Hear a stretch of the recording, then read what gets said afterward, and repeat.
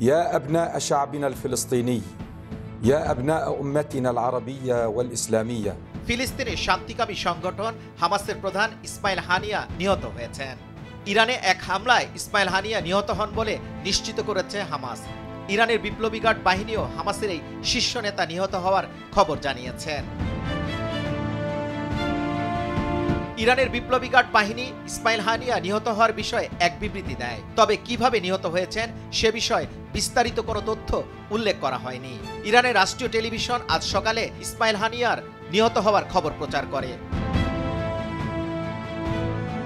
Television খবরে বলা হয়, রাজধানী তেহরানে ইসমাইল হানিয়ার দেহরক্ষী একজন নিহত হয়েছেন। হানিয়া হামাসের রাজনৈতিক শাখার প্রধানের পদে থাকলেও তাকে এই গোষ্ঠীর শীর্ষ নেতা মনে করা হয়। গত শতকের ৮০ দশকে হামাসের উত্থানকালে ফিলিস্তিনি সুন্নি মুসলমানদের এই রাজনৈতিক ও সামরিক আন্দোলনের সামনের কাতারে ছিলেন ইসমাইল হানিয়া। ১৯৯০ সালে তাকে ৩ বছরের কারাদণ্ড দেয় ইসরায়েল। এরপর ১৯৯২ সালে আরও একজন হামাস নেতার সঙ্গে হানিয়াকে ইসরায়েল ও লেবানন সীমান্তের সৈন্যরেখায় ছেড়ে দেয় ইসরায়েলি কর্তৃপক্ষ। ১ বছর নিবাসে থাকার পর ইসমাইল হানিয়া গাজায় ফেরেন।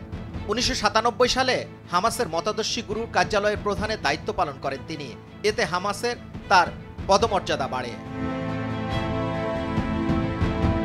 ফিলিস্তিনি জাতীয় নির্বাচনে হামাস বেশিরভাগ আসনে জয় পাওয়ার পর ২০০৬ সালে ইসমাইল হানিয়াকে প্রধানমন্ত্রী পদে নিয়োগ দেন প্রেসিডেন্ট মাহমুদ আব্বাস। কিন্তু সপ্তাহব্যাপী রক্তক্ষয়ী সংঘর্ষের পর গাজায় মাহমুদ আব্বাসের দল ফাতার কার্যক্রম বন্ধ করে দেওয়া হলে প্রধানমন্ত্রী পদ থেকে হানিয়াকে সরিয়ে দেওয়া হয়। তবে হানিয়ে এই সিদ্ধান্তকে অসাংবিধানিক আখ্যায়িত করেন।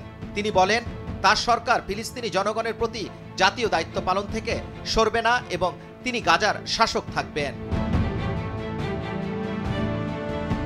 পরে ২০১৭ সালে ইসমাইল হানিয়া হামাসের রাজনৈতিক ব্যুরো প্রধান নির্বাচিত হন।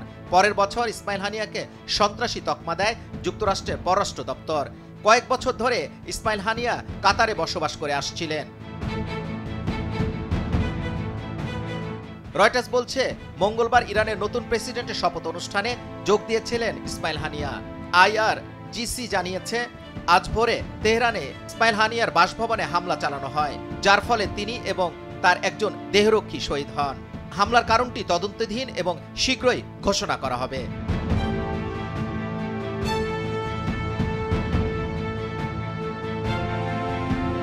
যুবরাজ ফয়সাল, নিউজ ডেস্ক, ভোরের কাগজ।